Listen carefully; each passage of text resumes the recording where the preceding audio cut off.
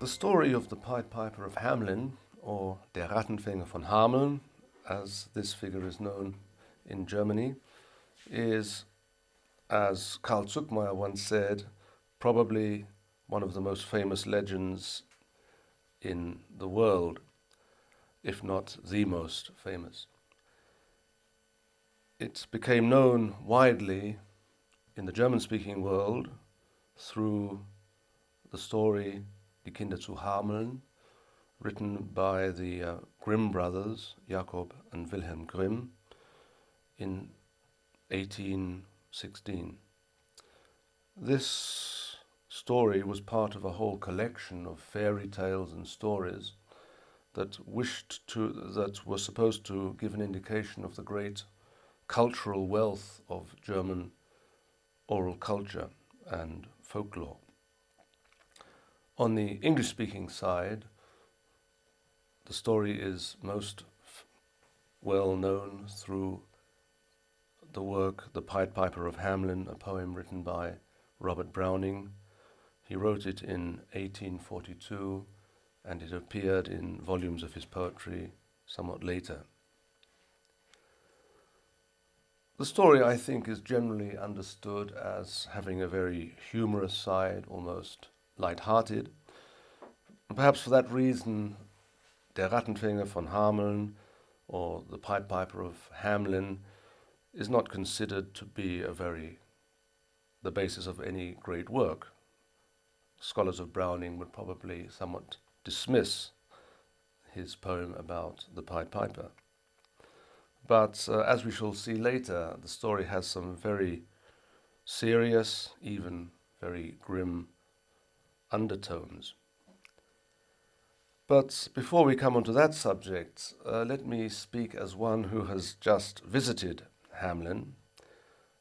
Hamelin, or Hameln, is on the river Weser, not so far from Hanover.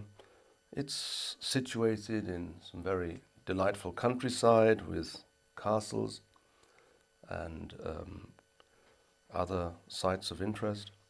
The town itself is certainly worth seeing as a place of great architectural interest. The houses that one sees there are generally in the so-called Weser Renaissance style, which can be easily identified through its gables and some of the bay windows which protrude from the facade. In fact, one such house is the so-called Rattenfänger house. The facade dates from 1602, but it is situated next to the so-called Bungenlose Straße, down which the Pied Piper, according to tradition, led the children before he left the town through the Eastern Gate. And even to this day, music should not be played in that street in remembrance of the children who were led away, never to be seen again. The town of Hamelin in the 13th century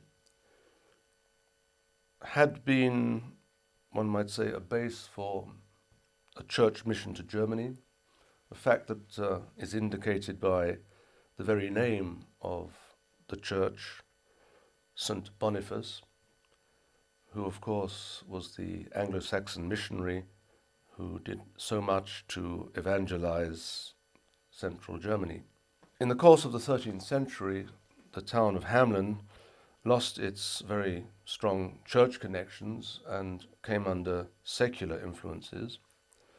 And that's true also of a town in the immediate vicinity called Coppenbruegge, where the so-called Spiegelberg family became established. And that's very important as regards the story of the Pied Piper, because those who've done research in the story, I have identified Niklaus von Spiegelberg with the Pied Piper.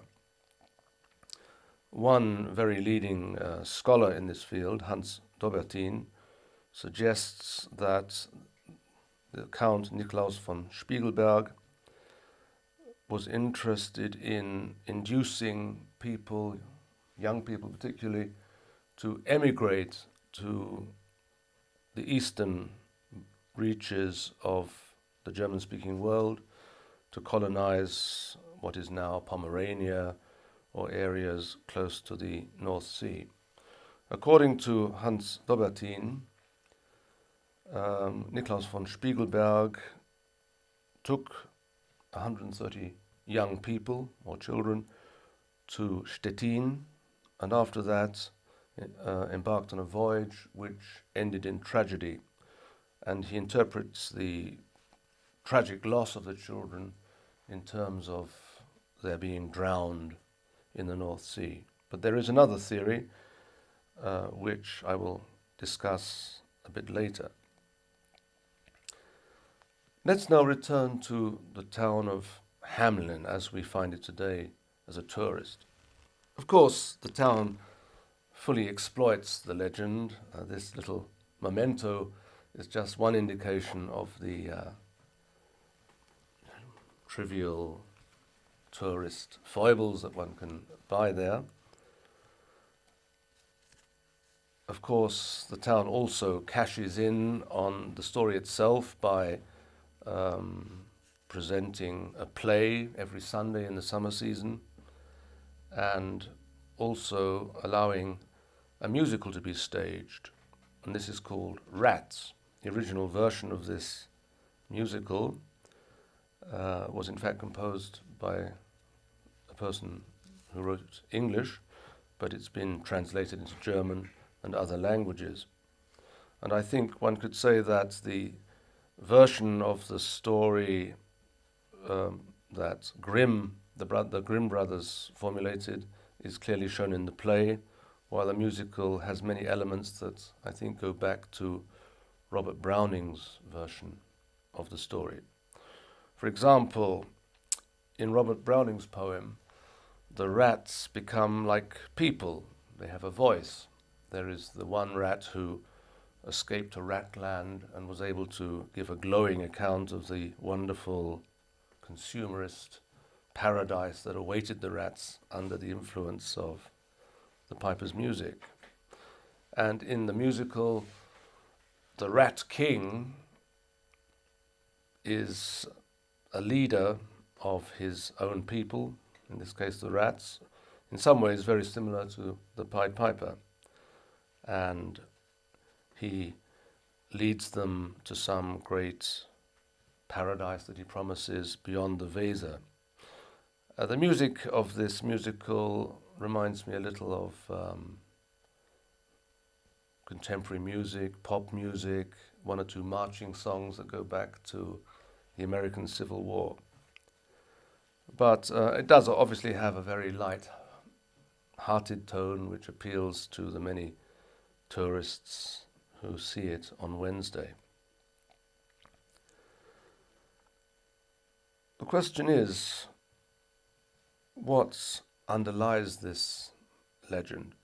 It may come as a surprise when I say that the earliest version of the story may have had absolutely no reference to rats whatsoever.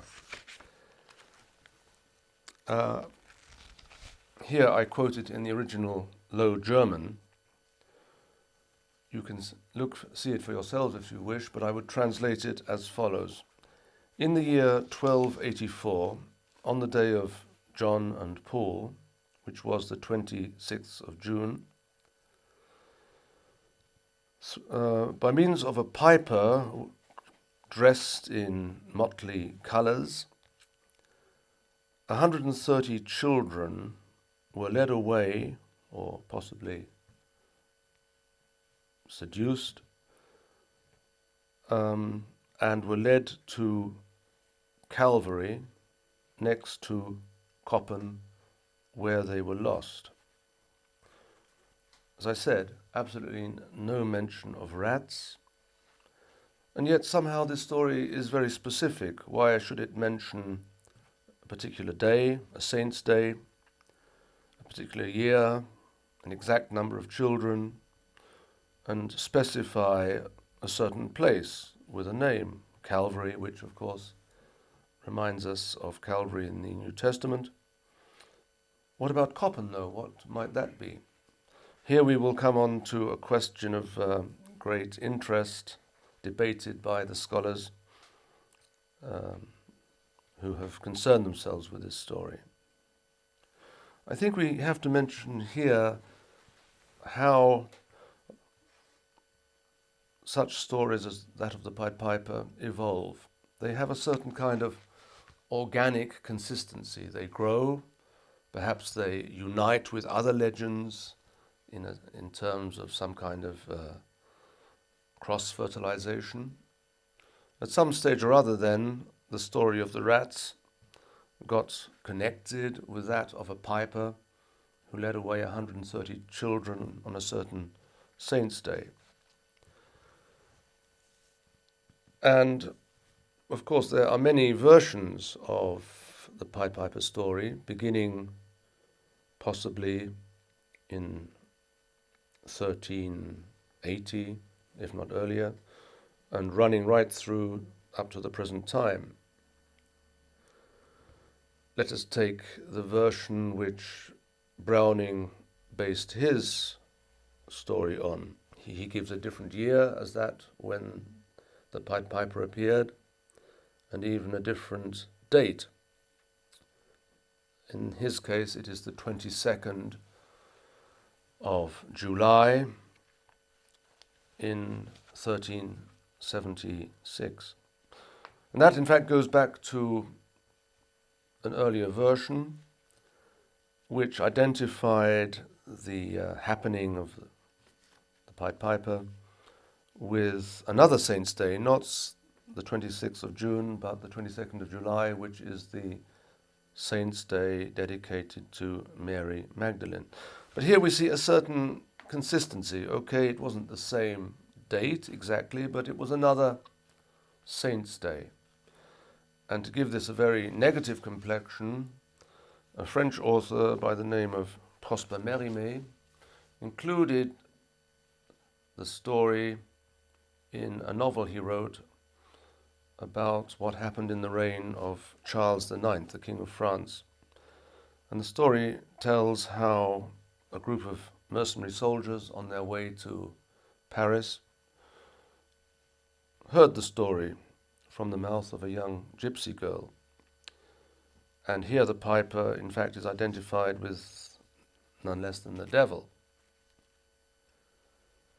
And what happens subsequently when they get to Paris?